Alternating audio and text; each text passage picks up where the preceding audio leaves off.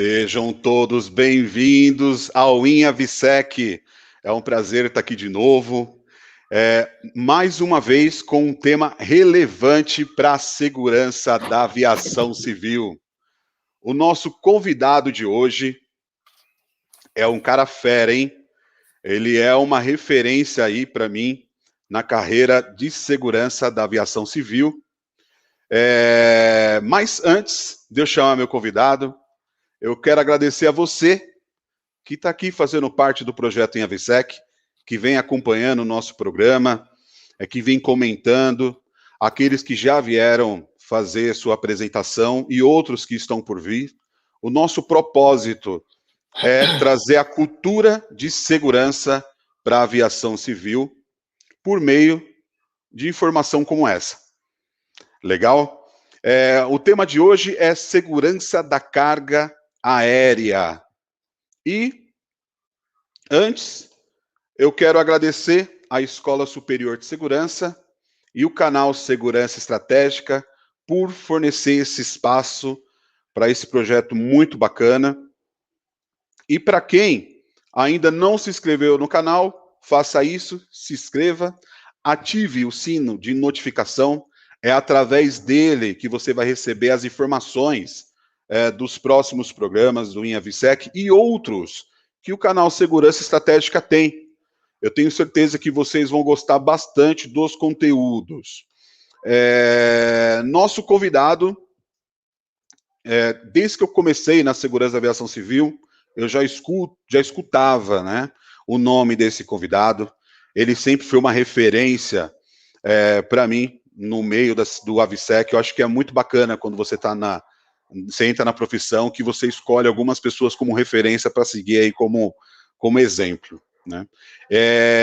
Além de um grande profissional, ele é um ser humano fantástico, tem um grande carisma.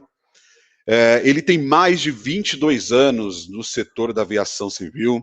Ele foi gerente de segurança corporativo da TAM e Latam Airlines.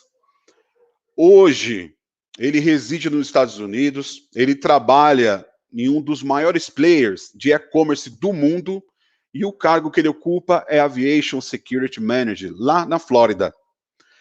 Esse cara é o João Diogo, meu amigo, é um prazer ter você por aqui.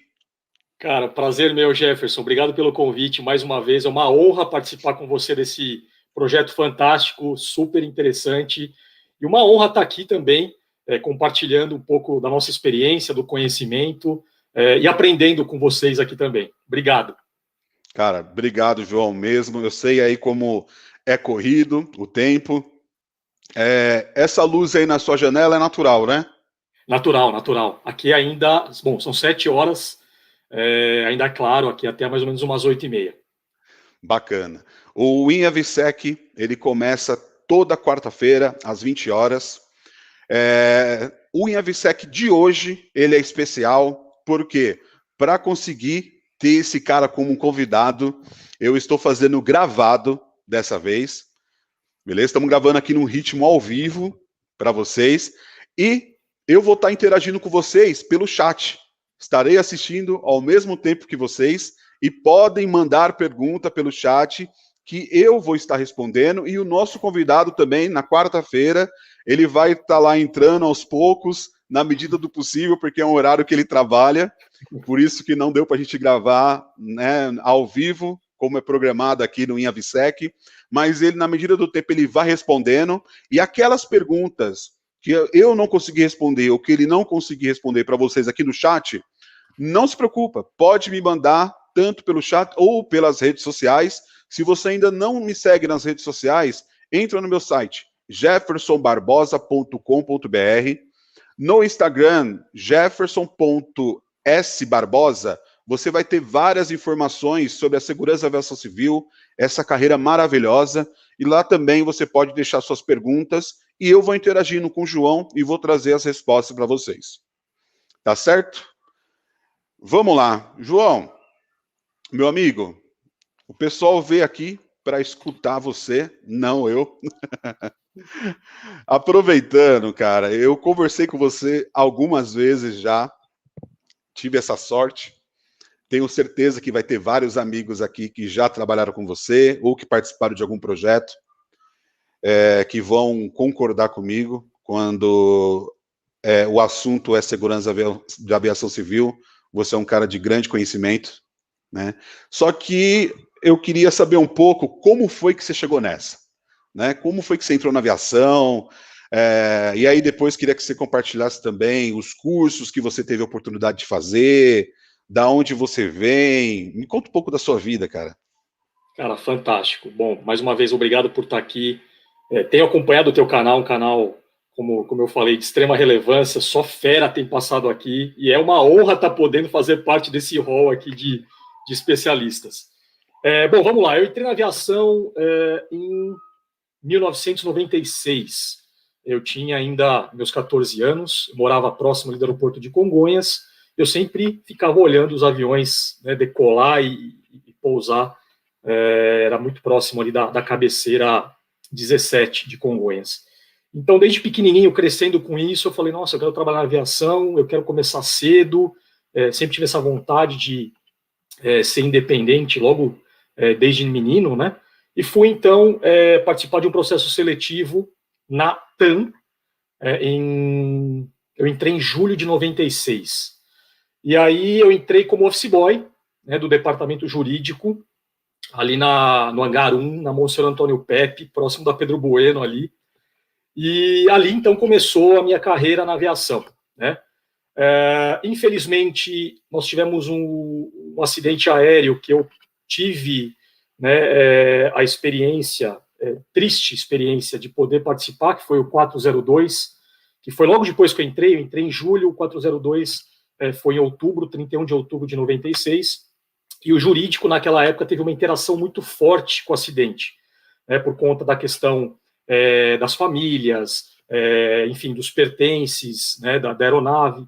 A gente, infelizmente, que está na aviação sabe como a dor, né, e o trauma que fica nesses acidentes. Então, ali, menino, recém chego no mercado de trabalho, já tenho esse baque pela frente, que é ali ajudar um pouco, né, o departamento jurídico, que era muito pequenininho na época, era uma gerente, uma secretária, eu office boy, um advogado, era praticamente 6 pessoas, 7 pessoas, e então foi ali que eu comecei.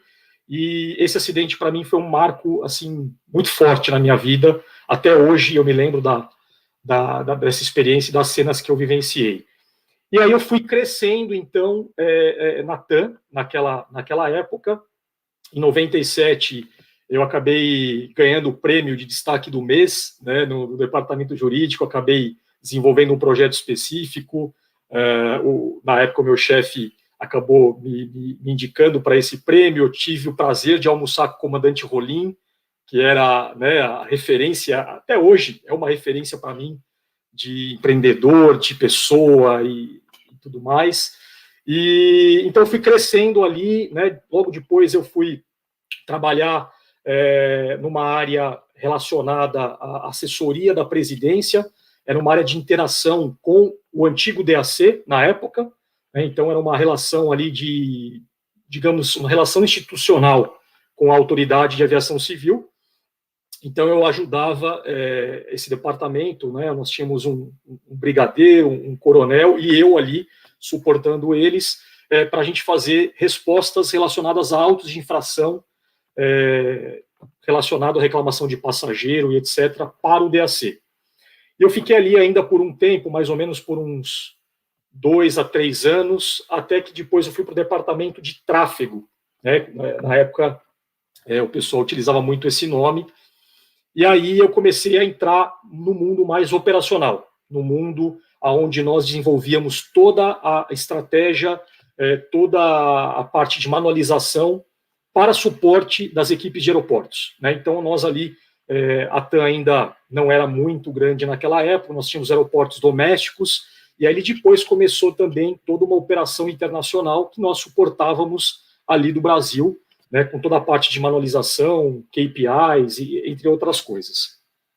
E aí eu tive a grande honra e a felicidade de conhecer uma pessoa que, para mim, até hoje é um irmão, e eu diria também que foi e continua sendo um pai para mim, que é o Raad, que você também teve o prazer de conhecer.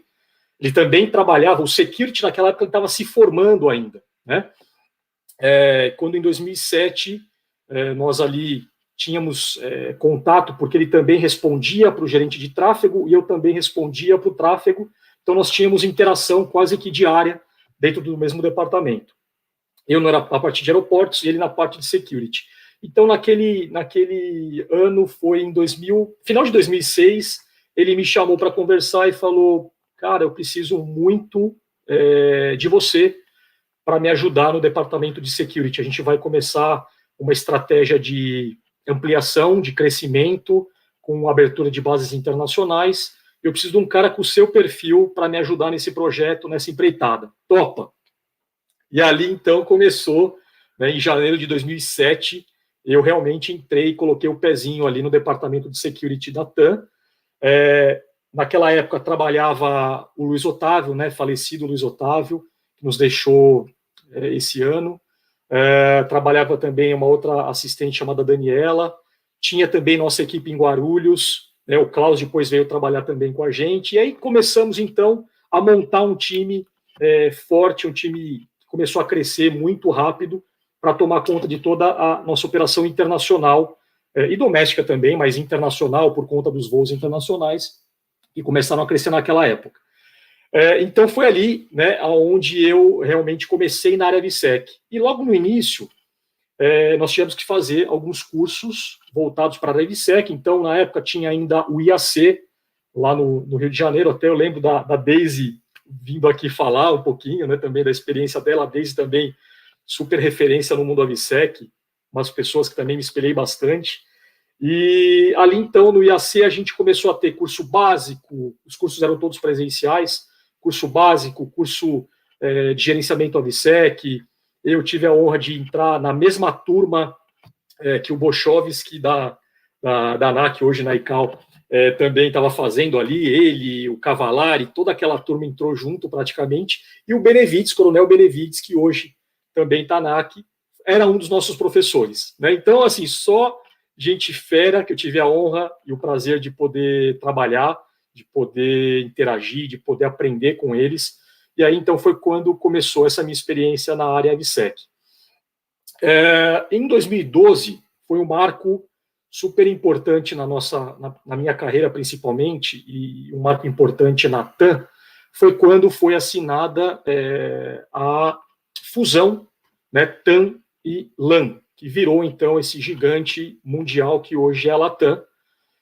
Isso foi em 2012, e todo o processo de fusão, ele é um processo super detalhado, você tem vários fatores ali que giram em torno desse processo, né? E aí, então, daquele momento para frente, nós tivemos que começar a interagir muito forte com o time de security da LAN, né, no Chile, para começar a harmonizar os nossos processos de segurança, para a gente começar a ter, então, uma única visão de segurança, uma única estratégia de segurança para a nossa operação Latam a nível mundial. Então, ali foi uma experiência onde, nossa, eu aprendi demais, onde a gente acabou tendo ali pontes aéreas, né, para Santiago, para poder fazer esses alinhamentos todos, e eu ali, junto com o Raad, com todo o nosso time, a gente pôde passar também dessa fase no início, uma fase um pouco conturbada, né, desses alinhamentos, e aí nós conseguimos, então, transformar hoje nessa potência que a Latam, pudemos ajudar também nessa caminhada, e pudemos ali também, de alguma forma, agregar valor em toda essa fusão, né? E nesse meio tempo, eu sempre tive a oportunidade de participar de cursos no exterior, né? Então sempre tinha ali algum curso da IATA, curso do SENS, de security, que eu tive a oportunidade de fazer lá em Genebra. Foram alguns AVSEC Worlds também que nós pudemos participar. O Raad sempre acabava me levando com ele para a gente poder participar junto e acabar tendo toda essa experiência e depois cascatear isso para os nossos times. Então, isso também acabou de certa forma, agregando bastante na minha vida profissional, porque acaba abrindo um pouco mais a nossa cabeça, né, quando a gente começa a ouvir os outros players aí do mercado, de outros países, trazerem tecnologias, trazerem políticas, trazerem estratégias novas. Então, isso acaba também agregando bastante e complementando muito aí o nosso portfólio de conhecimento e de experiência na área. Então, foi um pouco aí dessa minha trajetória. Em 2015, foi quando, então, eu tive a oportunidade de me tornar o gerente de segurança corporativa da Latam para o Brasil, né? E também, logo na sequência, nós dividimos as nossas gerências em regionais, né? Então, o Raad acabou indo para o Chile, assumir a diretoria de segurança corporativa Latam do Chile, e foi quando, então, eu ocupei a posição do Raad no Brasil, assumindo a gerência de segurança corporativa Brasil, e nessa divisão de regionais, eu acabei também absorvendo a Europa e a África do Sul, né, responsável por todos os processos de segurança relacionados a isso. E nós também agregamos outras áreas dentro da parte de segurança corporativa. Nós agregamos a segurança patrimonial, nós agregamos a segurança na cargas, que no início, logo no comecinho também era separado. A gente foi agregando essas atividades todas para baixo de um único guarda-chuva. Quando a gente falasse de segurança, a gente falar e olhar para a segurança como um todo, nessa cadeia, né? Então, era a parte AVSEC, era a parte de segurança patrimonial, era a parte também de treinamento, era a parte de riscos corporativos, que era a parte de investigações, de inteligência. E, depois disso, eu tive também a honra e a oportunidade de assumir a área de segurança do trabalho, a segurança do trabalho, a saúde aeroespacial e também a parte de meio ambiente, que aí foi um mundo completamente diferente do que eu estava acostumado, né, a trabalhar. Houve ali uma fusão de gerências, de posições, e aí então eu tive a oportunidade de trabalhar nessas áreas também e gerenciar esses times, que aí o nosso headcount ele dobrou de tamanho, a responsabilidade também. Eu tive o prazer de dividir essa experiência e aprender bastante com esse time também. E aí eu tive pessoas fantásticas pelo meu caminho, né? Tive professores formidáveis, chefes também, que eu só tenho a agradecer e ter tido a honra de trabalhar com eles, que é o caso do comandante Harley, do comandante Fechner, né, do Raad, como eu já citei, e do meu time todo, que eu não vou aqui querer tentar lembrar de nome de todo mundo, porque infelizmente a minha memória não é muito boa, mas um time fantástico de todas essas áreas que eu citei, que foram pessoas que me ajudaram muito na minha vida profissional, na minha trajetória, e que eu vou levar eles para sempre aí no meu coração e na minha memória. Meu amigo, que história, hein? Um pouquinho. Eu tô aqui, eu tô percebendo que você resumiu muito, né? Resumiu muito. Cara, eu entrei na aviação em 2007. E aí, logo em seguida, né? Eu já era da área de segurança, né? Minha atividade sempre foi segurança, mas em outra indústria. E aí eu entrei para da área de security na aviação em 2007. E, se eu não me engano, em 2008, até que eu falei sobre isso aqui na palestra da Daisy que você comentou. Eu fui fazer um curso de operador, gerenciamento, né, AVSEC, na época. Ainda não era operador, era gerenciamento AVSEC. E tinha só esse grupo que você falou, o nível das pessoas, né? Tava a Daisy, tava o Luiz Otávio, tinha o Léo Beckman, a Érica, só o pessoal que era gestores na área da aviação ou grandes referências aí de exatas, centro de instrução, e que eu tive a oportunidade de conhecer aquele dia. Eu não lembro se você estava, eu acho que não, naquela ocasião acho que você não estava.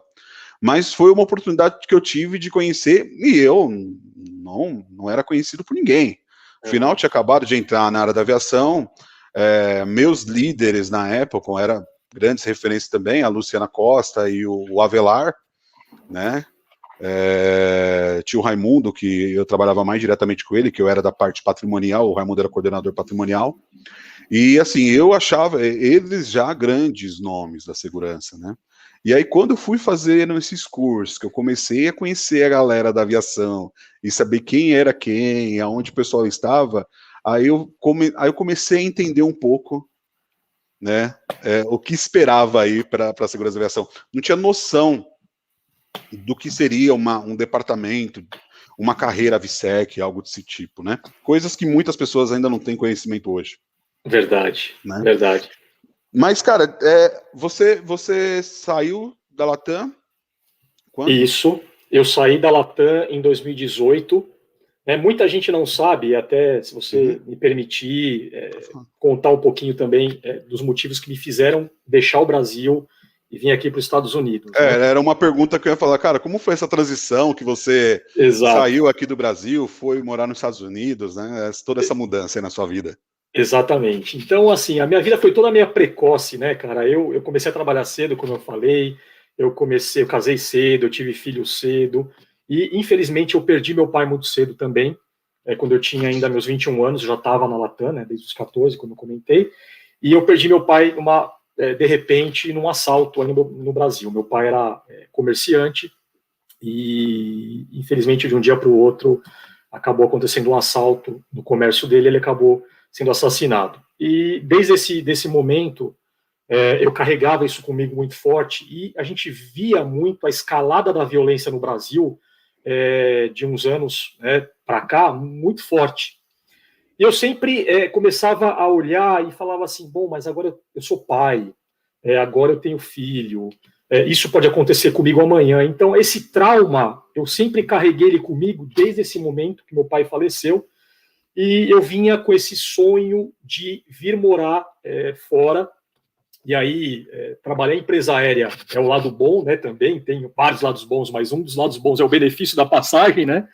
E a gente começa a viajar e começa a ver o quanto outros países também podem ser uma oportunidade para a gente morar, por que não?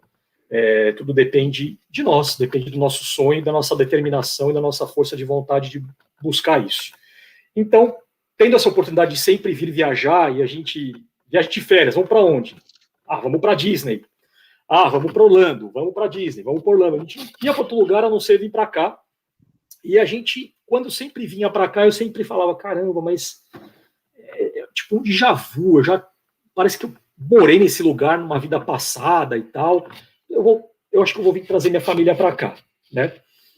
E hoje, pai de três crianças lindas, maravilhosas, eu falei, não, eu vou precisar começar a estruturar esse meu plano de ter essa transição, né, de sair do Brasil, de deixar minha vida profissional de 22 anos lá e tomar a coragem, tomar a decisão de começar uma carreira do zero num outro país, com uma cultura diferente, com um idioma diferente, mas que poderia me trazer uma qualidade de vida muito grande, principalmente para os meus filhos e para o desenvolvimento deles no decorrer da vida.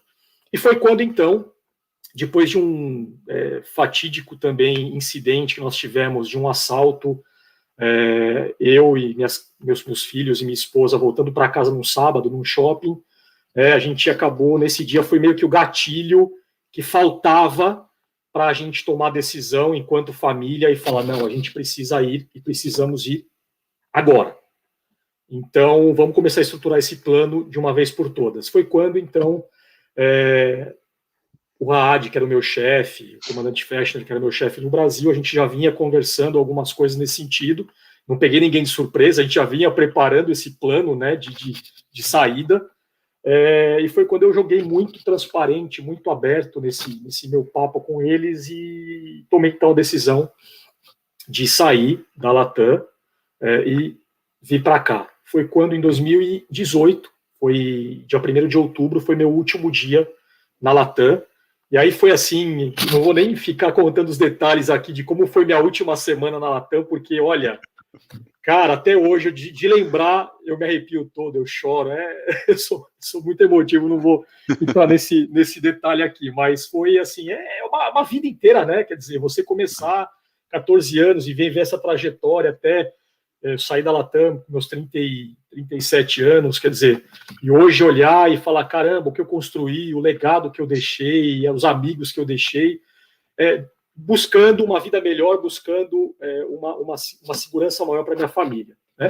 Então foi quando eu vim para cá, cheguei nos Estados Unidos no final do mês de outubro, naquela ainda insegurança de, meu Deus, como vai ser, o que eu vou fazer, e agora, né? E a família, minha mãe, minha avó, falaram, você é louco, você vai deixar a sua vida estável no Brasil, o seu trabalho de 22 anos, para você tentar a sorte num país diferente, aquela coisa toda, mas eu tinha comigo isso tão forte, Jefferson, que era uma coisa super engraçada, cara.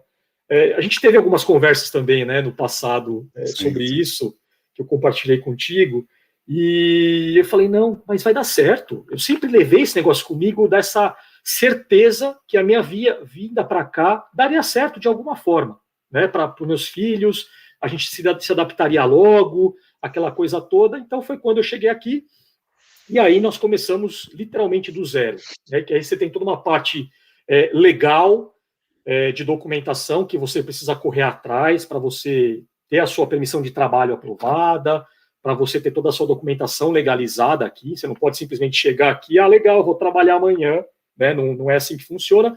E sempre do início eu quis fazer as coisas muito by the book, muito certinhas, para que não prejudicasse também a minha família, obviamente.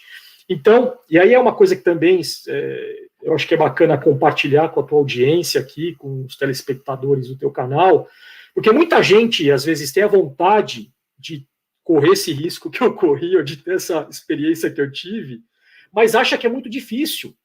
Ai, meu Deus, não, imigrar para os Estados Unidos é uma coisa, assim, de outro planeta, não é para mim. E, pelo contrário, né, pelo contrário, se você tem ali uma experiência de alguns anos na tua área, se você tem curso superior, se você, enfim, consegue juntar algumas coisas nesse seu processo imigratório, você consegue uma aprovação, você consegue uma residência permanente aqui. Não é nenhum bicho de 7 cabeças, não é nada de outro mundo, né? E foi exatamente o que aconteceu comigo. Tem um visto chamado EB2, eu não quero sair muito do foco aqui, se por favor me puxa aqui, me corrige. Não, fica tranquilo. Não quero sair muito do foco da nossa palestra aqui, mas tem um visto de habilidades especiais, que foi o visto que eu apliquei. Muita gente me pergunta, muitos amigos acabam querendo tirar dúvidas comigo, e eu acabo contando todos esses detalhes, porque, pessoal, todo mundo acha muito difícil, né? E quando vai ver, não é tão difícil assim. Qualquer um pode, basta você querer, basta você acreditar nos seus sonhos, como eu falei. Então tem esse visto, que é um visto de habilidade especial, que você, então, mostra para os Estados Unidos que você tem experiência para agregar valor para o país, né? Então foi quando eu entrei com a minha experiência na área da aviação, na área AVSEC, com mais de 20 anos de experiência na área, mais de 14 de experiência na área AVSEC, onde eu consegui ali juntar toda uma parte de documentos que você mostra para os Estados Unidos que você realmente é uma pessoa que pode agregar valor aqui e ajudar o país ao combate, né, dos atos de interferência ilícita, digamos assim, né, na parte da AVSEC em geral. E aí foi quando eu juntei, então, livros que eu escrevi, que eu tive o prazer de ser convidado pela Polícia Federal, na época pelo Dr. Marcelo Ivo, para escrever um livro sobre segurança aeroportuária, diplomas, certificados, premiações, entre outras coisas, e tudo isso você junta no teu processo e mostra para a autoridade americana que você realmente é aquilo que você está dizendo que você está se propondo a fazer aqui, né? E foi quando eles analisaram, e graças a Deus a nossa aprovação saiu, deu tudo certinho, e aí foi quando eu consegui, então, com todas as licenças e as autorizações para começar a trabalhar, né? E aí foi quando, então, começa aquele corre-corre de recolocação no mercado de trabalho. E aí manda currículo, aquela coisa que eu nunca vivi há 20 anos atrás, né, de processo seletivo, e aí como é que vai ser aquela coisa toda.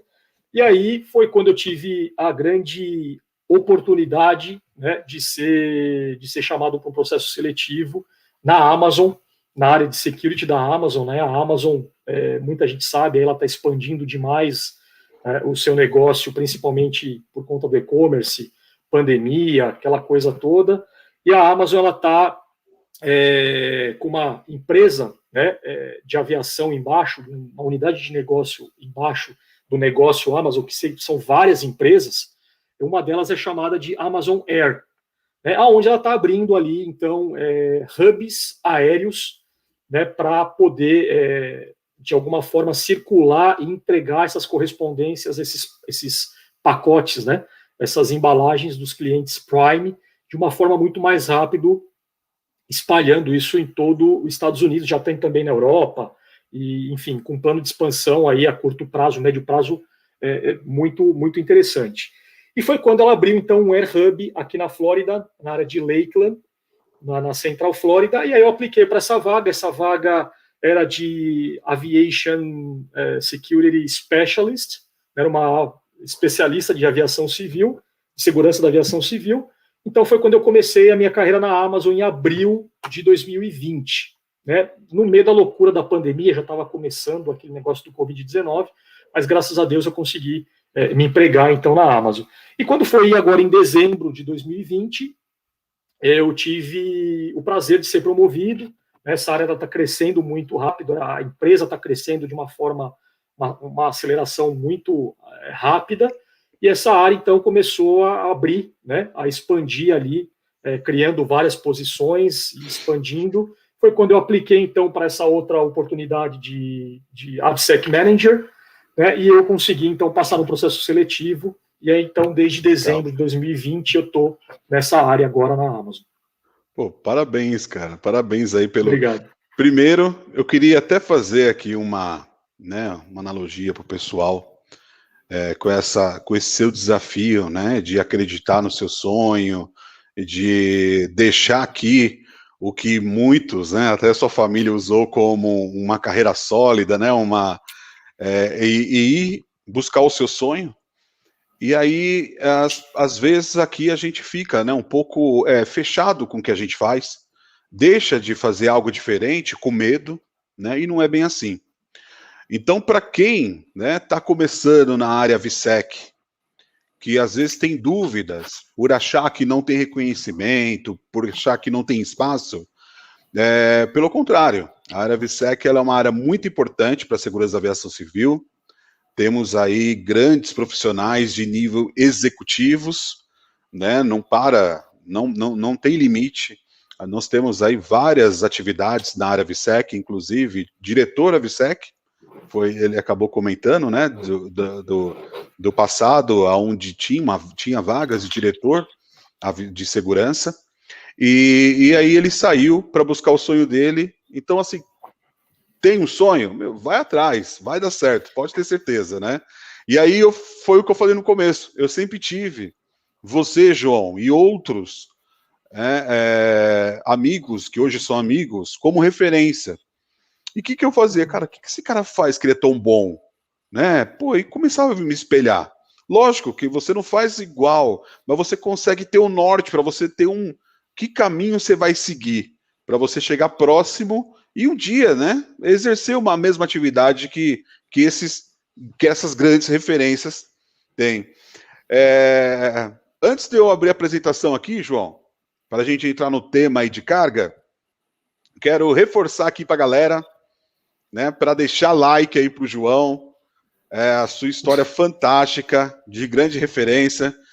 O João aí tentou entrar na área marketing digital aí na parte de segurança para os viajantes aí para os Estados Unidos. Ele deu uma parada breve, que eu tenho certeza que logo aí, quando a pandemia passar e o turismo voltar, vale a pena voltar com o projeto, que é muito bacana. Como era o nome do canal? Segurança na América. Segurança na América.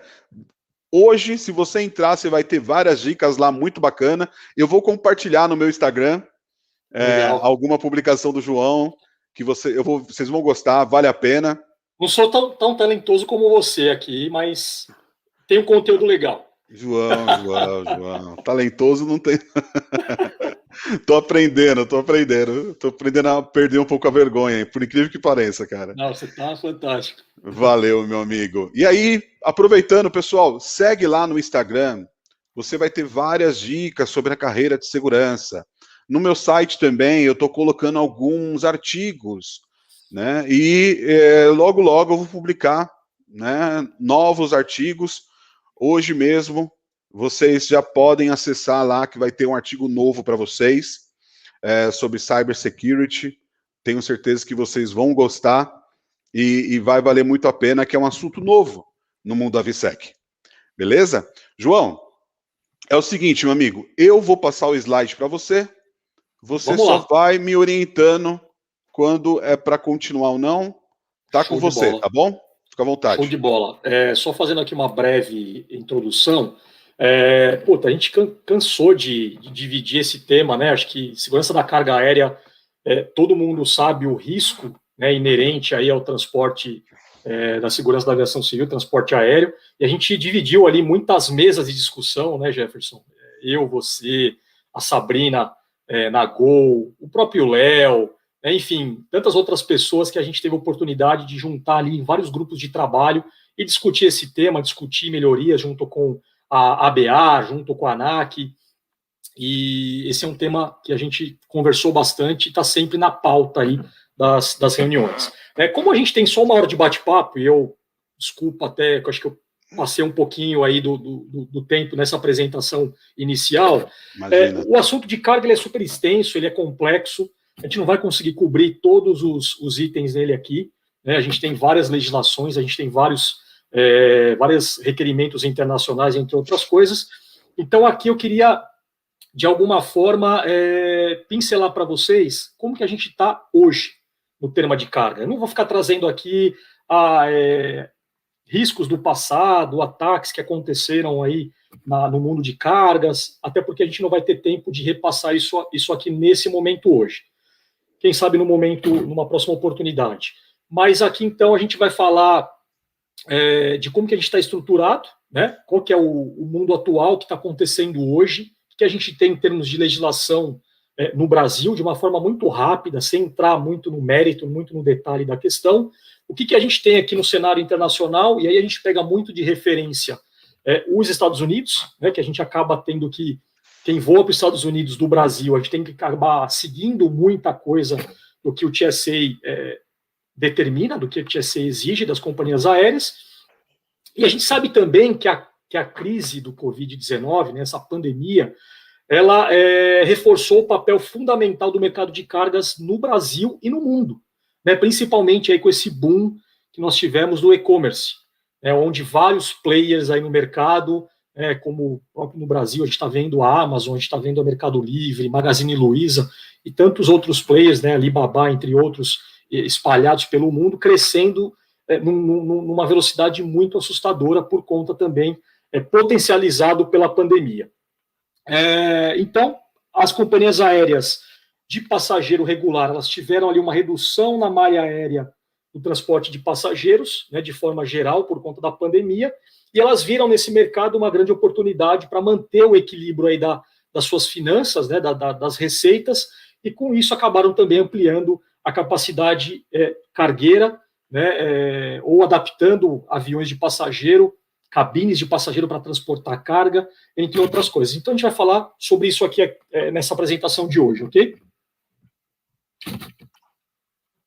Vamos lá, próximo slide. A gente vai falar aqui sobre a legislação, cenário nacional, como que a gente está hoje dividido aqui, né, no Brasil. Então, nós temos aqui o nosso querido PNAVSEC, né, que é a nossa bíblia aqui do mundo AVSEC hoje, onde nós temos vários temas que ele acaba cobrindo.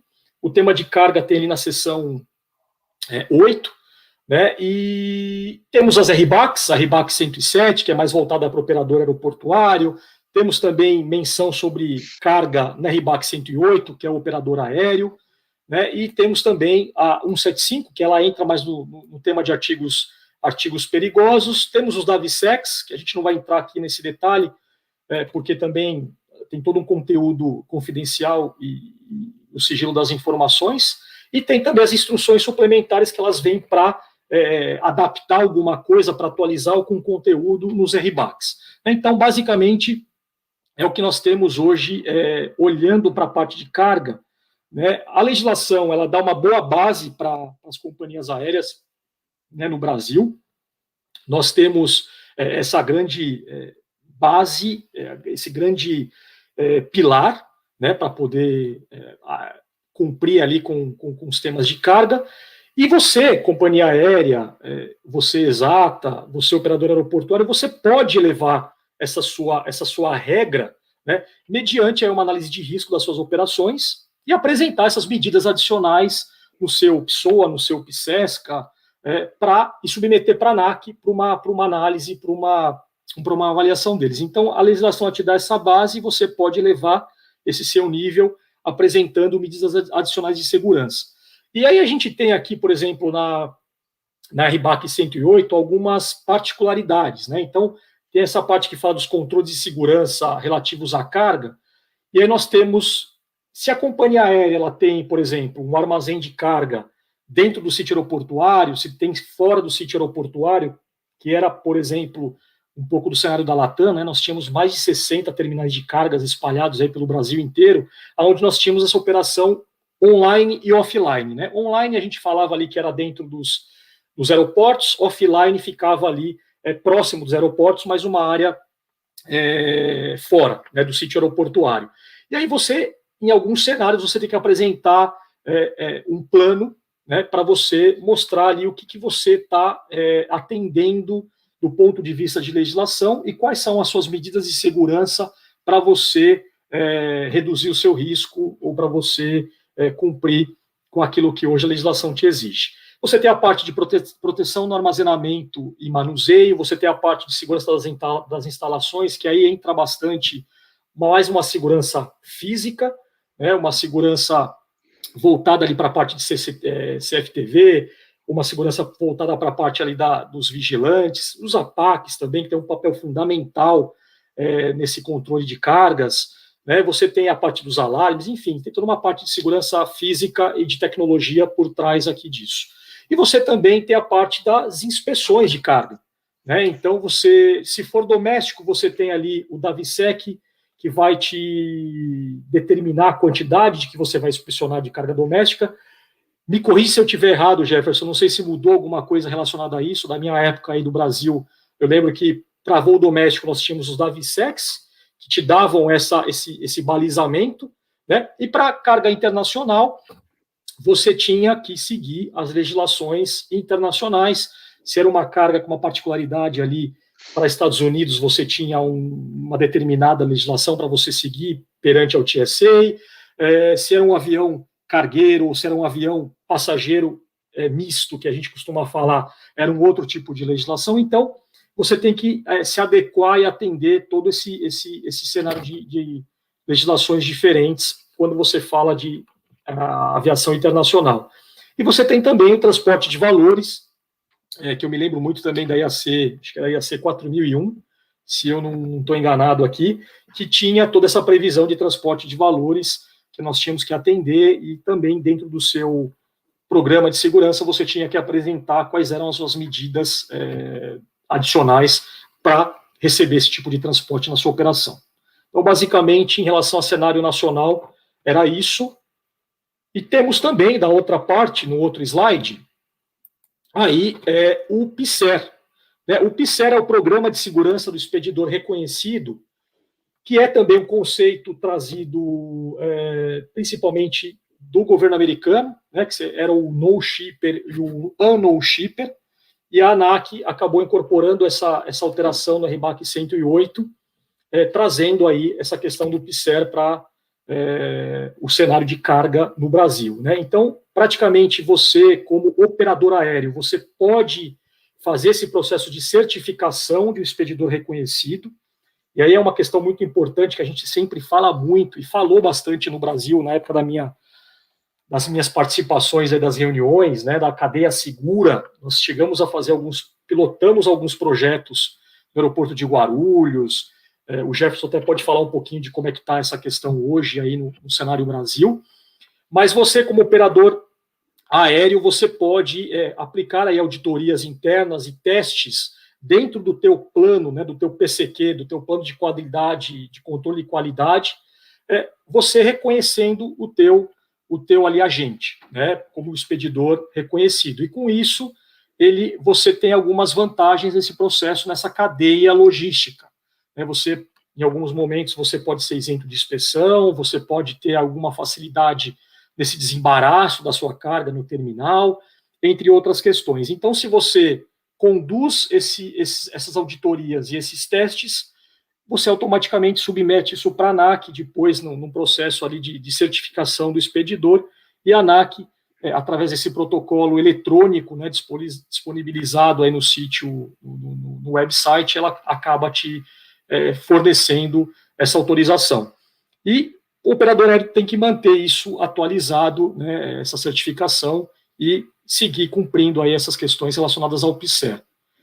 Jefferson, falei alguma besteira aqui, você que está mais não falou aí. Não falou, eu só complemento.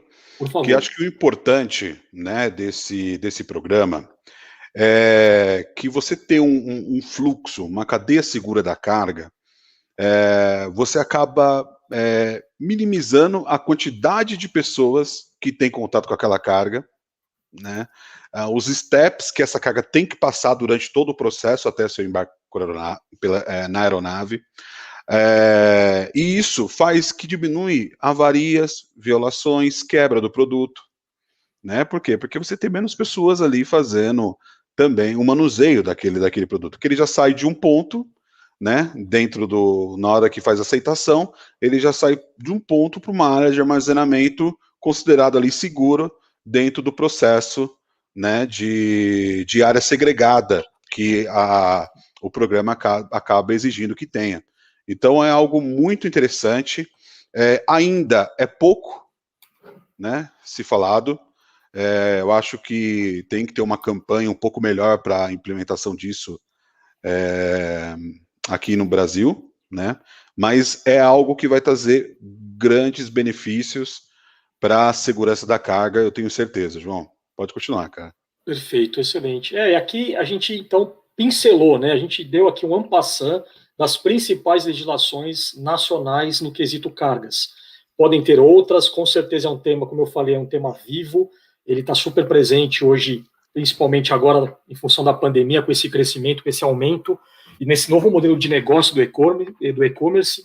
Então vocês vão ver muito se falar nesse tema aí daqui para frente.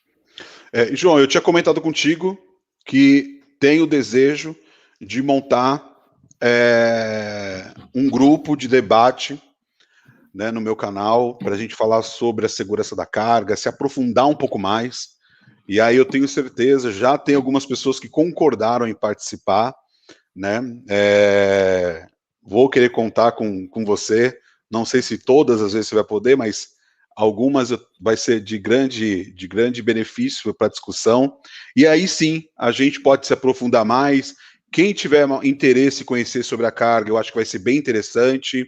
Infelizmente, João, quando o pessoal vai fazer o curso de operador aéreo e cai na parte de carga, o pessoal faz até a carga. Por quê? Porque, passageiro ali no aeroporto é um assunto que chama a atenção de todos, né? Eu sou suspeito, né? Eu sou oriundo da Varig Log, então sempre tive carga, né, na veia ali. E o interessante é que antes de entrar na Varig Log, eu trabalhava no centro de distribuição, né, de uma grande empresa de varejista, e até quando fui soldado do Exército, era depósito de suprimentos. Então, assim, a logística sempre fez parte. Então, para mim, logística é agradável, né? Hoje, na Azul também, acabo atuando na segurança da carga, que é uma estrutura muito bacana, e as pessoas precisam conhecer um pouco mais sobre a segurança da carga. Por quê? Porque é algo que, principalmente nesse momento de pandemia, vem crescendo muito. E a tendência não é diminuir, pessoal, a tendência é crescer mais ainda. Exatamente. É um tema super em moda, né? Super falado ultimamente. É isso mesmo. Principalmente por conta da pandemia. Bom, de legislação internacional, a gente segue muito o que o TSA estabelece, até porque eu vim dessa escola da época da Latam, de voos internacionais, então a gente tinha muito como referência o que vinha do TSA e a gente acabava elevando sempre a nossa régua de acordo com o que o TSA pré-estabelecia para nós. Então nós temos aqui legislações americanas que são aplicáveis tanto para as companhias aéreas, no caso do Brasil, né, nacionais, fazendo voos para os Estados Unidos, E aí ela entra, você vai se aplicar, né, vai aplicar a legislação de acordo com a sua categoria relacionada ao peso máximo de decolagem da aeronave, né, se você transporta carga em aeronave de passageiro, se você tem uma operação mista, no caso, carga e passageiro, ou se você tem uma aeronave cargueira pura, e aí são legislações diferentes, particularidades diferentes que você vai ter que seguir. Então, no caso, eu citei essas duas aqui, que são as mais conhecidas para quem é do Brasil e tem voos para os Estados Unidos, né, que é a 125 Standard Security Program, All Cargo Operation, e tem a Full All Cargo Aircraft Operator Standards Security Program, que a gente tem que, de alguma forma, também atender, se você for cargueiro puro, e essas particularidades que eu comentei. Pode passar para a próxima. Métodos de inspeção da carga, que também não tem muita novidade, para quem já está mais ou menos por dentro do tema de carga. A gente tem aqui, são as tecnologias normalmente usadas que auxiliam na identificação de explosivos, né, de armas, de drogas, dos QBRNs, né, que são os químicos, biológicos, radiológicos e nucleares. Nós temos aqui a inspeção física, visual, que é a velha e infalível tática aí de manuseio, né, e o olhômetro. Aqui nos Estados Unidos a gente chama de six-sided check, onde a gente faz ali toda uma... a gente revira a embalagem, a gente revira o pacote em 360 graus para olhar todos os lados dele, né, para ver se a gente encontra sinais de violação, vazamento, odor, entre outras coisas. Nós temos a tecnologia de raio-x, acho que é a mais conhecida também para esse tipo de mercado, com tecnologia de single view, dual view ou multi-view. Temos raio-x, até coloquei uma fotinha aqui, que passam pallets, né, onde você consegue inspecionar o pallet inteiro. Nós temos também, isso ainda pouco aplicado, eu não me lembro de ter visto isso no Brasil, não sei hoje com as privatizações, como é que está isso nos aeroportos, mas eu lembro de ter visto isso aqui em alguns aeroportos internacionais, mais conhecido no porto, né, mais conhecido na aviação, no mercado naval, né, na parte de porto, que são os pórticos, os grandes pórticos aí de inspeção. Eles passam inspecionando todo o caminhão, todos os containers do caminhão, numa tecnologia que você pode agregar várias coisas, como, por exemplo, RFID, para leitura de RFID, de etiquetas, entre outras coisas. É uma tecnologia muito utilizada em vários aeroportos no exterior e muito utilizada também em portos, como eu comentei. Nós temos os ETDs, né, que é o equipamento de traço explosivo, que a gente fornece uma leitura do resíduo explosivo durante o processo de coleta ali de partículas da carga, e nós temos o K9, né, que são os cachorros que farejam ali para tentar identificar drogas, explosivos, enfim. Vem sendo também muito utilizado aqui nos Estados Unidos, outros países também eu sei que utilizam, e o TSA ele tem um programa específico para certificação de K9, né, que é aí o Certified Cargo Screening Facility, que é o CCSF K9, onde eles certificam empresas. Eu não sei se no Brasil também hoje já tem alguma empresa certificada ou uma empresa estrangeira que está apta a trabalhar no Brasil, se a ANAC já fez esse processo de homologação conjunta com o TSA, mas vem sendo bastante utilizado também para algumas operações específicas no mundo da cargas. De método de inspeção, quer complementar mais alguma coisa, Jeff? Não, João, eu acho que uma coisa que eu queria, né, colocar, vou até voltar aqui, uma coisa que acho que é interessante para o profissional da segurança da aviação civil, o APAC, ou os líderes, os analistas, que acho que é importante conhecer os tipos de equipamentos existentes. Cada um ele tem uma funcionalidade muito importante. Existem poucos provedores no país que oferece esse tipo de serviço com equipamento, né? E aí, quando eu digo poucos, até esses que atendem a operação internacional. É muito limitado isso, né?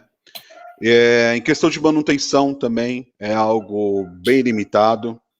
Então, acho que vale a pena, né, os profissionais se aprofundar um pouco mais, porque quanto mais conhecimento o profissional ter, mais será a exigência e a cobrança dos fornecedores, e a gente consegue também elevar o nível de atendimento, né, e de equipamentos que nós temos aqui no Brasil, né? Lógico, olhamos o cenário internacional, tem muita coisa bacana, mas no Brasil ainda algumas situações é tímida, até por causa do custo, né, João? A gente sabe Sim, como que é sem isso. dúvida. Então, até por causa do custo é tímido. Então, vale a pena. Quanto mais conhecimento as pessoas têm sobre o tema, mais a gente consegue exigir e melhor qualidade vai vir para a gente também. E aí, sobre o K9 que você comentou, eu tive uma apresentação com um fornecedor, até conhecido nosso, recentemente, que ele me chamou para fazer uma apresentação. Eu nem fui falar de segurança específica, ele me chamou para falar sobre o negócio da carga. Tive que ali dar uma estudada rápido para falar sobre o negócio da carga, porque o tema era K9, né? Então, vem se falando sim muito de K9 no Brasil. Nós ainda, eu acho que quando a gente só faz o que é obrigatório, João, é sempre um desafio, né? Mas eu vejo o K9 como uma ação de prevenção muito grande. Sem dúvida. Porque se a gente só usar para substituir algo, vamos substituir o raio-x, vamos... Talvez não é o negócio. Uhum. Agora, para você usar realmente na parte de prevenção, principalmente com esse aumento do e-commerce, onde você tem um volume de cargas de pequeno, né, com valor tamanho pequeno, o volume é muito grande de transporte, que aí você ter um K9 para ir passar pelaquela carga, fazer uma pré-análise do que está sendo transportado, é uma prevenção muito importante para a segurança da aviação civil. Sem dúvida nenhuma. Ele te traz vários ganhos, né, de escala nesse processo logístico, que é o que você bem colocou, a facilidade e a rapidez que hoje você tem que inspecionar uma carga ali no seu TECA, a carga está pronta para embarcar na aeronave, às vezes você tem uma questão dessa de um K9, ele pode ser uma boa saída para vocês, e obviamente complementando com outro tipo de tecnologia, né, e aí depende muito da análise de risco, a gente vai falar disso ainda mais para frente. Eu estou correndo um pouquinho com a apresentação, porque eu estou vendo que o tempo aqui está um pouco estourado. Como que você acha? Não, fica à vontade, cara. Pode seguir com a sua apresentação. Eu tenho certeza que todos que estão aqui acompanhando querem saber o que você tem para passar e está bem interessante, cara. Pode continuar. Legal, vamos lá. Bom, eu quis também dividir aqui um pouquinho os programas e certificações que a gente já ouviu falar e que conhece aí através do mundo, né? Principalmente Estados Unidos, de novo, e também tem Europa, que eu acho que alguém já ouviu também falar do ACC3 aí na Europa. Então, em 2006, é importante falar que nos Estados Unidos foi assinada uma lei, né, uma lei aí, Estratégia Nacional de Segurança para uma cadeia segura, que era aí o Security Freight, e a partir daí, então, foi instituído diversos programas de segurança de cadeia segura, né? O TSA, ele tem os seus programas de cadeia segura, o CBP tem os seus programas de cadeia segura, e eles trabalham em harmonia para, de alguma forma, poderem abranger tudo que está falando nessa lei nacional que foi assinada em 2006. Tá? Então, é importante a gente falar um pouquinho sobre isso, para a gente também entender o quanto a gente pode, aí no Brasil, avançar em relação a esses temas, né? Aqui não estão todos, eu tenho vários outros programas que daria para a gente também passar aqui mais tempo citando e aprofundando. Talvez a gente pode abordar isso naquele grupo de estudo que o Jefferson comentou, mais em detalhe, mas aqui são os principais, tá? Então a gente tem aqui o CCSP, que é o Certified Cargo Screening Program, é um programa de 2010, que ele permite aí inspecionar a carga nos locais certificados, né, terminais de carga, os centros de distribuição, os controles logísticos, os centros logísticos, antes que essas cargas sejam direcionadas para as companhias aéreas para o transporte nos aviões. Esse programa é um programa do TSA. Nós temos o CityPat, que é um programa do CBP, que também já é um pouquinho mais antigo, ele é de 2001, e ele garante a facilitação da movimentação de carga, né, com inspeções menos rígidas e frequentes na chegada aqui nos Estados Unidos. Só para vocês terem uma ideia, a gente está falando de hoje mais ou menos de algo em torno de 11.500 empresas, entidades certificadas com esse tipo de certificação hoje aqui no CityPet. É muito utilizado no Brasil. Na época, na Latam, nós éramos certificados também o CityPet. Nós temos o eFreight e o EWB, que são informações que são, como se fosse, eu faço uma analogia com o API, que é o Advanced Passenger Information para passageiro. Então, é mais ou menos como o API, onde você tem que enviar informações antecipadamente, antes dessa carga sair do Brasil, no caso, para os Estados Unidos, você envia essas informações diretamente para o governo americano. Então, também isso já está se utilizando aqui, já tem algum tempo, desde 2012, e isso tende a se expandir cada vez mais. Aí nós vamos ter, no caso, outras aqui para citar, o IAC, que é o Indirect Air Carrier Program, que no caso é aquela entidade que ela está envolvida no transporte aéreo, mas ela não é uma companhia aérea. E aí eu dou exemplo, por exemplo, da Amazon. A Amazon, o modelo de negócio dela é fazer o wet leasing com companhias aéreas, utilizando esse serviço, onde ela aluga a aeronave, ela aluga ali a tripulação, toda essa operação, e ela faz toda a parte de ground handling. Então, nesse caso, perante ao governo americano, perante ao TSA, ela é uma IAC. Tá? No caso, trazendo um pouquinho só para exemplificar para vocês. Nós temos também o No Shipper Management System, que é um sistema que foi estabelecido pelo TSA, onde ele também certifica, é um pouquinho parecido com esse programa que a ANAC implementou, onde ele certifica e valida aquela entidade como no shipper. E na Europa, a gente tem esse ACC3, foi implementado em 2014, também tive a oportunidade de trabalhar um pouco nisso, junto com os meus pares lá na Europa, que a Comissão Europeia, ela começou então, as companhias que voam para lá, de outros países, de um país terceiro, de um aeroporto terceiro, ela tem que ter essa certificação garantindo que a carga transportada naquela aeronave, ela foi ali, passou por todo um procedimento de cadeia segura, de uma inspeção, entre outras coisas. Então, você tem que também ter essa certificação para poder transportar de uma forma mais rápida essas cargas para a Europa. E aí a Comissão Europeia, ela também começou a ter equivalências, dessas normas, dessas certificações, com países de companhias aéreas de outros lugares. Então, por exemplo, Estados Unidos e Canadá hoje, por exemplo, alguns países que ela validou, esse ACC3, então ela certificou esses países também, e eles podem fazer esse tipo de transporte. Então, basicamente, é como uma auditoria que você tem que passar nesses aeroportos para você apresentar para a autoridade que você tem uma cadeia segura, que você tem ali o seu armazém devidamente protegido, devidamente com todos os métodos de segurança, seja de inspeção, seja de segurança física, para proteger a sua carga durante o manuseio. Pode passar?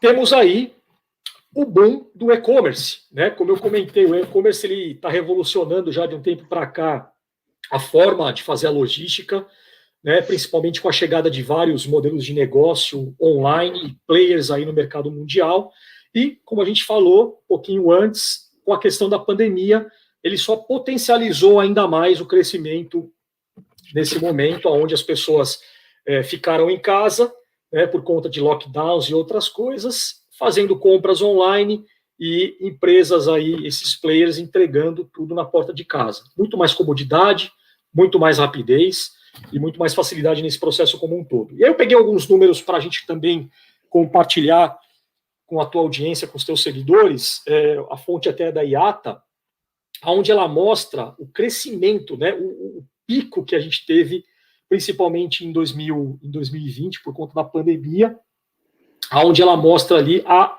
quantidade de retails, de lojas que estão fazendo vendas de e-commerce em todo o mundo. Então, a gente vê que até 2024, essa curva, ela vai crescer, uma faixa aí vem crescendo uma faixa de 27,6% no mundo todo, A gente teve o jump aí no final de 2019 e em 2020 de 24%, e a gente vê aqui no lado esquerdo, nesse mapinha, que, por exemplo, na América do Sul, a gente, nesse último ano, a gente está 5 anos na frente. É como se a gente tivesse crescido em um ano, 5 anos nessa questão do e-commerce. Deu um salto, né? Deu um salto gigantesco. A gente vê América do Norte, 3 anos, quer dizer, né? Aí você pega um pouco Europa, 1 ano, pega um pouco aí da questão da Ásia, 2 anos para frente. Alguns números, por exemplo, Estados Unidos, nós crescemos e-commerce aqui 45,2% em 2020, América Latina 36% e Europa 25%. Então, cara, são números realmente que potencializaram demais, cresceram muito por conta dessa questão da pandemia.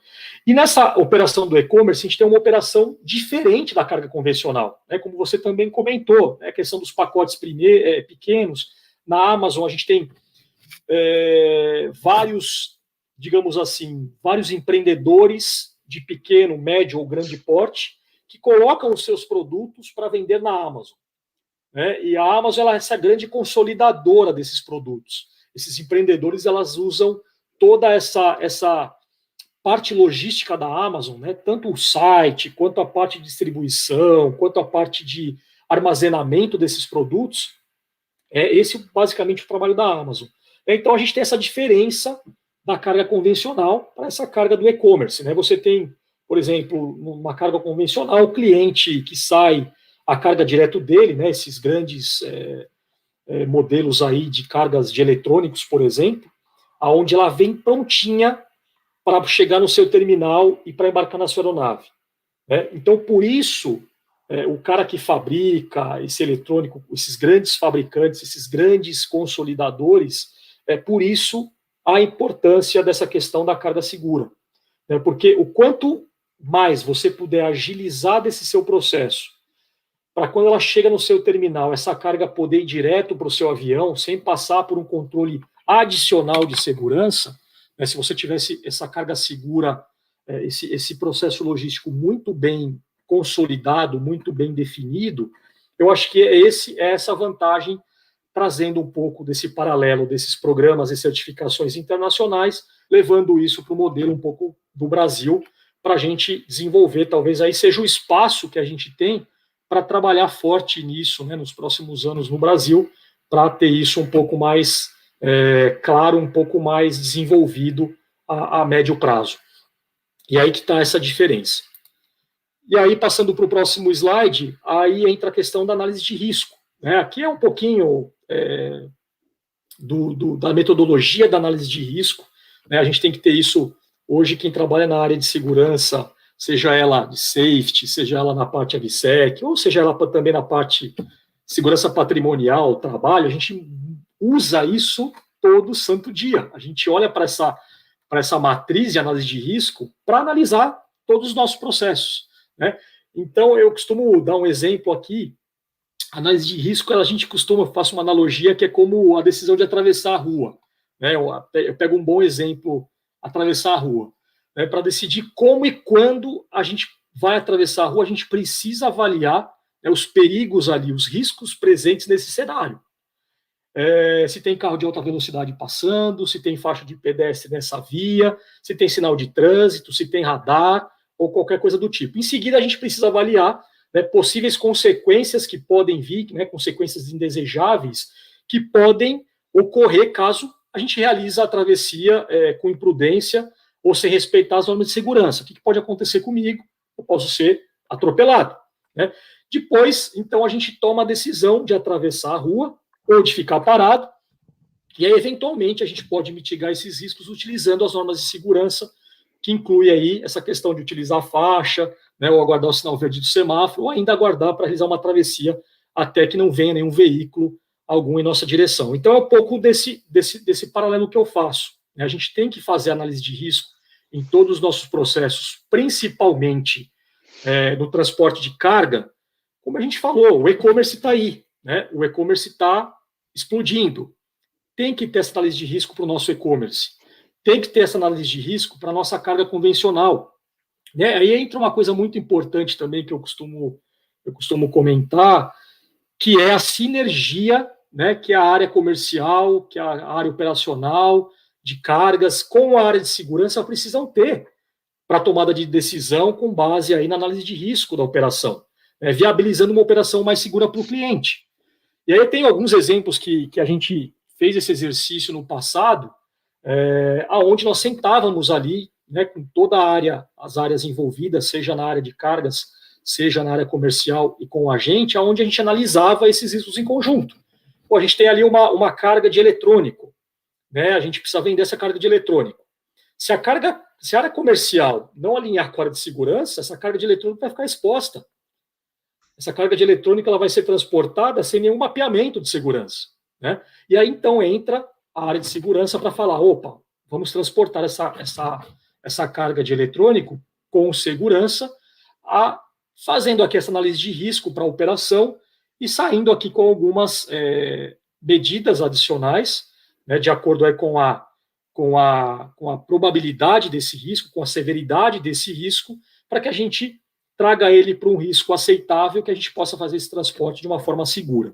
Então, essa questão da sinergia, junto com a análise de risco, ela é extremamente importante para todo o processo AVSEC, principalmente para transporte na área de cargas também.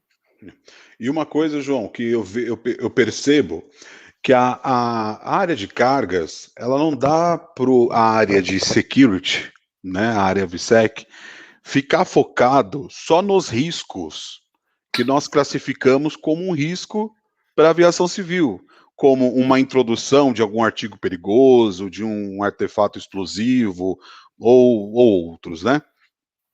Por quê? Porque a mesma facilidade que alguém tem de chegar numa caixa, abrir, subtrair algo e fechar, pode ser a fragilidade de alguém que vai com um olhar, né, de ato ilícito, de colocar também algum artefato. Então, quando a gente consegue mapear as vulnerabilidades com foco na prevenção de perdas, de extravio, furtos, violações, a gente vai cada vez mais apertando o cerco das outras vulnerabilidades que nós enxergamos na parte do AVSEC, né? E a análise de risco, ela ajuda muito nisso. Porque quando você consegue fazer a análise de risco em cima dos fatores da operação, e você vai vendo a causa raiz, mesmo que ela saia do viés AVSEC, se a gente for classificar, né, by the book, a gente vai encontrar outros fatores, né, que foi algo que eu comentei, não sei se foi antes ou agora que eu comentei, que é a parte da prevenção de perdas, né, que é a parte que vale a pena você analisar e ver que o risco, às vezes, ele está no manuseio, né, muito, quando a gente olha a operação ali da empresa de handling ou do pessoal operacional das empresas aéreas ou da carga, eu não vejo, né, eu vou falar, não vou falar nem da empresa atual, vou falar da época já que eu trabalhava numa empresa cargueira, né, você não vê um treinamento falando para a pessoa como ela deve pegar carga e transportar carga, né, e no varejo tem muito isso. Quando eu trabalhei no varejo, tinha treinamento de manuseio da carga.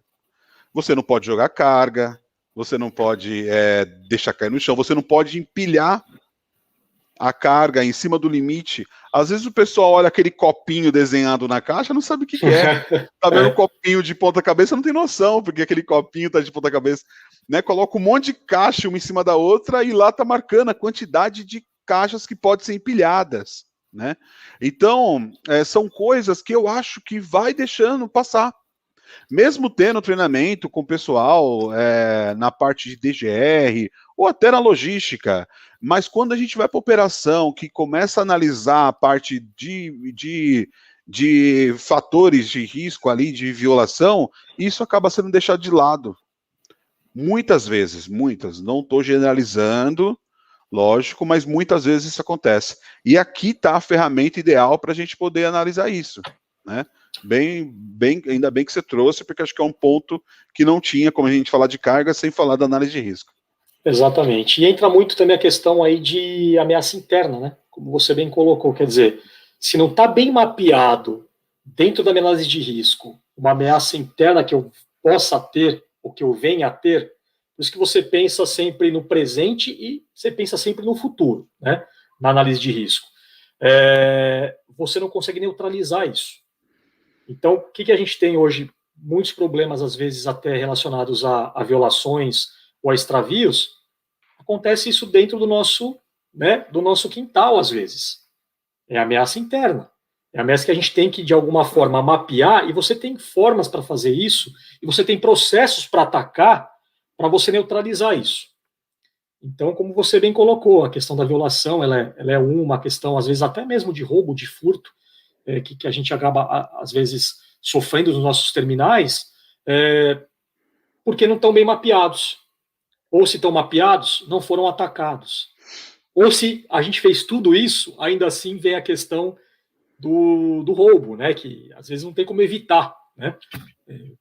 Vem grupos fortemente armados, totalmente estruturados, você às vezes não tem como evitar. Mas se você trabalhar essa análise de risco de uma forma bem profunda, detalhada, você consegue ir tirando essas lições e atacando os seus processos internos. Beleza. Você falou de grupo extremamente armado, a gente teve essas ocorrências recentes, né, aqui no Brasil. Infelizmente, né? Isso. E aí, aproveitando, né, para o pessoal que ainda não teve oportunidade de ver, na CNN teve uma reportagem falando exclusivamente do roubo de Guarulhos, aonde nossos amigos da ABSEG, você está na ABSEG, João? Tô. Nossos amigos da ABSEG fizeram parte lá do projeto estrutural, da reportagem, participaram da entrevista, vale muito a pena, e também quero agradecer o pessoal da ABSEG, né, que sempre apoiou. Acho que uma das primeiras lives que eu fiz nessa pandemia foi com o pessoal da ABSEG, que eu agradeço aí a oportunidade, que ajuda bastante os gestores de segurança, profissionais de segurança aí do Brasil, né? Beleza, João, vou passar aqui, tá? Vamos lá, para o último slide, a gente fala aqui um pouquinho de tendência e oportunidade. Eu quis trazer essa mensagem, né, que é aí um processo, não é novo, isso aqui já está acontecendo já há algum tempo, mas que a ICAO estabeleceu como deadline 30 de junho de 2021, né, agora, daqui a pouco, onde ela exige que todos os Estados-membros assegurem que 100% da carga aérea internacional transportada nas aeronaves comerciais sejam inspecionadas, ou então que adotam, né, como a gente falou aqui durante toda a apresentação, controles de segurança apropriados em toda a cadeia para evitar aí a introdução de itens proibidos. Então, fica aí essa oportunidade para diversos players aí no mercado, para nós como nação aí no Brasil, outros países também, para que a gente comece a, de certa forma, se adequar a esses processos, porque a própria ICAO, né, como a nossa grande, digamos, mãe aí de todos os processos de segurança, a gente vai ter que adotar isso mais cedo ou mais tarde, e o deadline agora bateu na porta, dia 30 de junho de 2021. E aí a gente faz essa, não é nenhuma pergunta, né? Eu coloquei os 3 pontinhos aqui para a gente fazer uma reflexão para ver se realmente o Brasil, né, enquanto Estado, membro aí da ICAO, se a gente está preparado, se a gente está se preparando para essa demanda, se a gente está olhando aí a médio e longo prazo para essas questões inerentes aí ao e-commerce no Brasil. Aí fica essa reflexão para nós fazermos aí, enquanto especialistas no tema, para ver se realmente a gente está olhando para isso como uma oportunidade, né? É uma tendência, e olhando isso como uma oportunidade de melhoria nos nossos processos internos, nas nossas gestão de segurança das nossas companhias. É isso, meu amigo. E você preocupado se ia conseguir montar um conteúdo interessante para a gente, hein? Cara, eu fiz o meu melhor, né? Talvez nesses grupos a gente consegue, como eu falei, aprofundar e um pouco mais no detalhe, e aí trabalhar mesmo mais algumas matérias no detalhezinho mesmo. Aqui foi um en passant do pouco tempo que a gente tem para mostrar um pouquinho o que a gente tem no Brasil, o que a gente tem aqui fora e o que a gente pode se espelhar enquanto Brasil para poder melhorar cada vez mais os nossos processos internos, na nossa cadeia logística. João, foi muito bom, muito obrigado. Eu quero aproveitar, a gente fala muito do AVSEC, mas as empresas, prestadores de serviços de segurança patrimonial, que são realmente quem faz a segurança ali dos terminais de cargas, né? Elas têm uma grande responsabilidade nesse processo. E eu sei que elas trabalham bastante também com análise de risco, a atribuição do vigilante é essencial para essa operação. O vigilante é pouco falado no AVSEC, mas o vigilante ele tem uma função importante, tem até um curso específico para o vigilante aeroportuário, e geralmente nos terminais de carga quem faz toda a proteção, né, do terminal de carga é o vigilante. Então, essa sinergia, ela não pode ser, né, a gente não pode rotular só como empresa AVSEC, processo AVSEC, as empresas, todo mundo envolvido na operação, seja ela alguma exata, exclusiva da aviação, ou as empresas de proteção perimetral, como patrimonial, empresas de vigilância, elas fazem parte desse processo. Uma coisa que eu também percebo, na aviação tem uma cultura muito bacana de reporte, né? Quando o reporte deve ser feito? Acho que o pessoal tem muita dúvida disso também, João. Quando o reporte deve ser feito? Cara, tudo que você vê que sai do processo previsto, né? Que alguém está deixando de fazer algo que te deixa preocupado, reporta. Na dúvida, é mais fácil você reportar. E na operação da carga, às vezes eu acho que o pessoal tem um pouco de dúvida do que o reporte. Por quê? Porque você, nos treinamentos, você fica muito de ato de interferência ilícita, reporta. Mas o processo na carga, o procedimento está ali previsto. Você sabe o processo de aceitação, que é extremamente importante para a segurança da aviação civil, o manuseio internamente do galpão, onde você armazena, as áreas sensíveis, o sistema de monitoramento, a inspeção, qualquer coisa que sai então daquilo, você reporta. Infelizmente, João, nessa pandemia, as pessoas que estão na operação, elas estão preocupadas com a saúde, né? Elas estão preocupadas da aglomeração, elas estão preocupadas de chegar em casa saudáveis. E aí, com essa preocupação, a pessoa acaba deixando de ficar preocupado também com o trabalho. Então, o que a gente tem que encontrar? Essa sinergia, né? De você dar ferramentas para ela se cuidar, porque a carga é um dos pontos que eu fiquei bem preocupado nessa pandemia, João.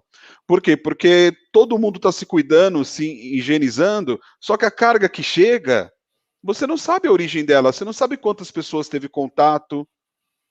Então, a pessoa que está na operação ali, será que ela está sempre de luva? Para ela pegar aquela caixa? E aí ela pega aquela caixa, ela passa para o outro, e isso vai indo, né? Então é algo que me preocupou muito no começo da pandemia, continua tendo essa preocupação. Acho que fica aí como um alerta para os envolvidos na operação da carga, analisar isso, como que está a sua operação, né? Porque é algo que quanto mais proteção a gente der nesse momento de Covid para os colaboradores, para os funcionários das empresas, mais ele vai também estar tranquilo para poder executar o trabalho dele, João. Sem dúvida. Você falou uma coisa, desculpa, só Imagina. Pegando um gancho aqui, você falou uma coisa do reporte que é um processo extremamente fundamental nisso tudo, né? Aqui nos Estados Unidos tem uma cultura muito forte, que é o if you see something, say something. Se você vê alguma coisa, diga alguma coisa. E a cultura aqui de reporte, ela é impressionante.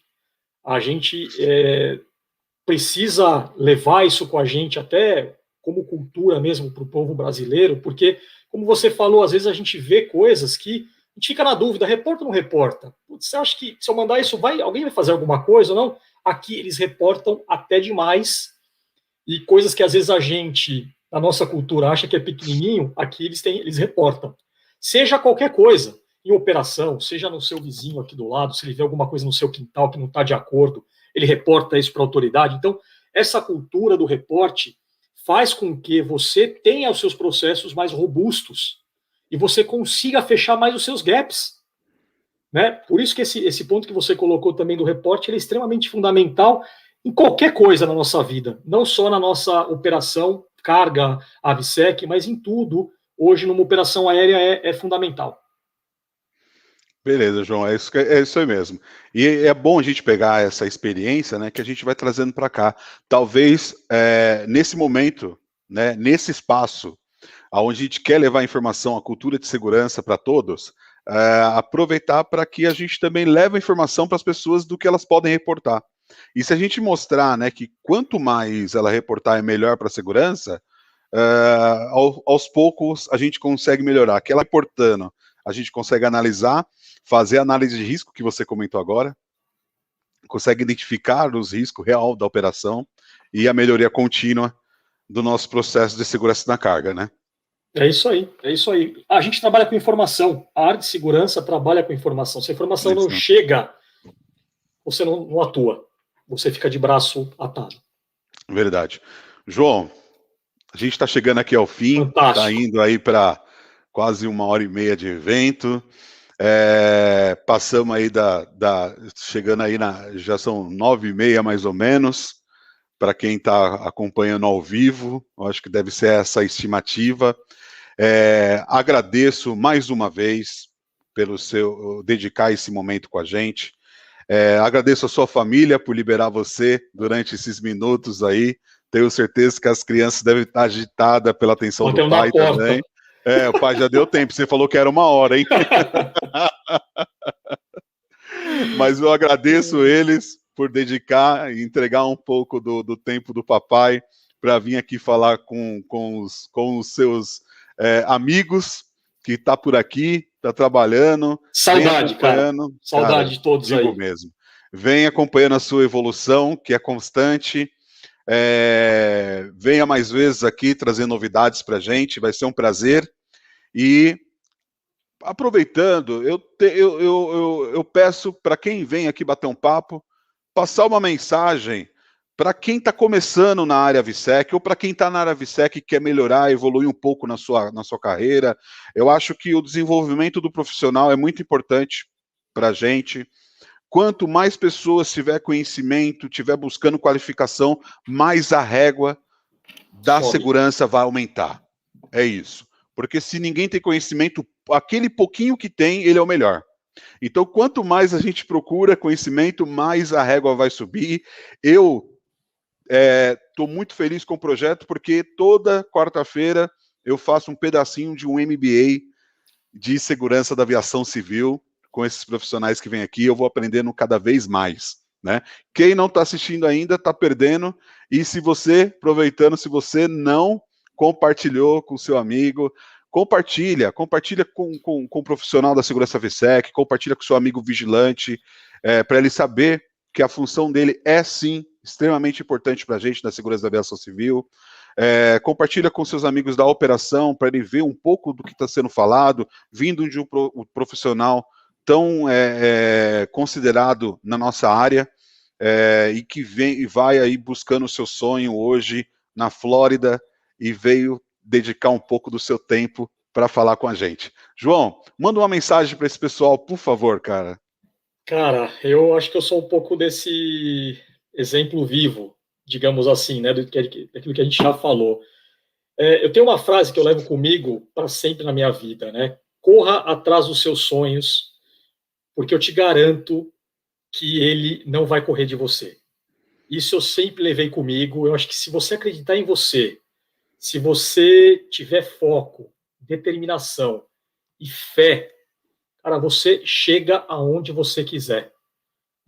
Não importa se seja na sua área de atuação, se você tem um sonho, se você tem um objetivo claro, definido, acredite em você e você vai conseguir o seu objetivo. E um fator super importante para essa questão que você me comentou, para quem está começando agora, eu acho que reciclar. O conhecimento, ele é super, super, super importante. Não se acomodem. Né? Se quando você achar, eu já fiz todos os cursos da minha área, eu já estou aqui, não se acomode. Sempre vai ter um curso novo que vai sair em algum lugar. E hoje o conhecimento está na palma da nossa mão. Né? Então, não se acomode, estude, recicle conhecimento e acredite em você, que você vai chegar longe. Perfeito, meu amigo. Muito obrigado. Me manda depois o nome do livro que você participou. Ele é em português? Ele é em português, assim, infelizmente ele não está à venda, ele não está exposto em nenhuma livraria, foi um trabalho que a gente fez para a Polícia Federal na época, ele está disponível para todo o corpo da Polícia Federal, Polícia Civil, Polícia Militar, para todos os órgãos policiais, né, que era para falar um pouco de segurança no aeroporto, mas vamos fazer o seguinte, eu tenho um aqui ainda extra comigo, eu não sei como que você gostaria de fazer, a gente pode sortear um livro desse para os teus seguidores, para o pessoal que segue o InhaVSEC, que segue o Jefferson. Aí fica à tua disposição. Eu mando para vocês no Brasil, posto para você na sua casa e você depois posta para alguém aí. É um livro bem interessante, não tem só eu como autor, tem outros profissionais também na área, tem gente da ANAC, tem gente de outras agências e entidades. Eu acho que fica um presente da minha parte em gratidão ao convite, em gratidão à lembrança, né, que você teve em me chamar para cá e em respeito também ao teu público aí. Legal, cara. Então eu vou montar então algum critério para esse sorteio. Não estava combinado isso. Desculpa. Não estava não. Você inventou isso agora. Você falou do livro? Eu vou inventar aqui algum critério nesse sorteio para o pessoal que segue no Instagram, beleza? Show. Então, Show. Quem entrar no Instagram, no jefferson.sbarbosa, adiciona, começa a acompanhar. Vamos fazer o seguinte, eu vou fazer uma postagem da nossa live de hoje. Combinado. E aí eu vou colocar lá umas regrinhas para o pessoal poder participar. E aí eu sorteio na quarta-feira da próxima live, que vai ser a nossa live número 10 já. Caramba. Aí vai ser um dia especial. Eu sorteio na quarta-feira da próxima live esse livro, de acordo com os critérios que eu colocar lá, e eu vou te marcar, João, sendo o fiscal do povo aí, tá bom? Fechado. Combinado, quando cara. Você me chamar, tuas ordens. Legal. Pessoal, muito obrigado a todos que participaram até agora, que acompanharam mais um InhaVSEC. É um prazer vir trazer esses convidados aí que só tem a agregar na carreira de qualquer um. Mais uma vez, João, muito obrigado pela participação. Eu vou encerrar por aqui, porque já estamos passando muito aí do horário, mas até a próxima, InhaVSEC. Um abraço a todos. Um abraço. Obrigado. Tchau, tchau.